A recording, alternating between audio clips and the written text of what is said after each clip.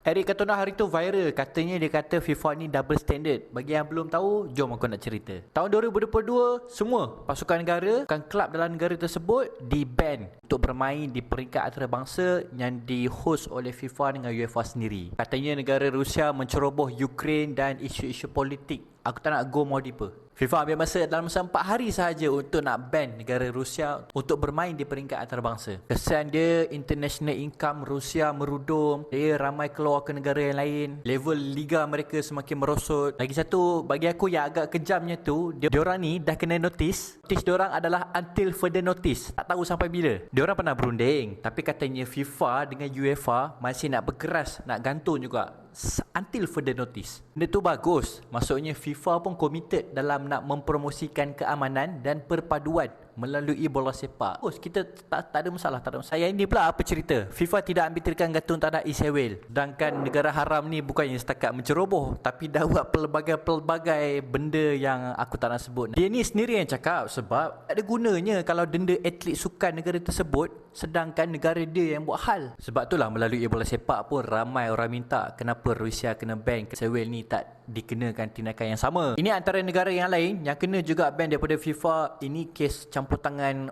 orang ketiga, kes campur tangan kerajaan. Tapi kenapa negara haram ni tak dikenakan ban lagi? Korang tengok dia pakai logo apa kata NGC baru. Drop your comment below. See you guys next video. Assalamualaikum, bye bye.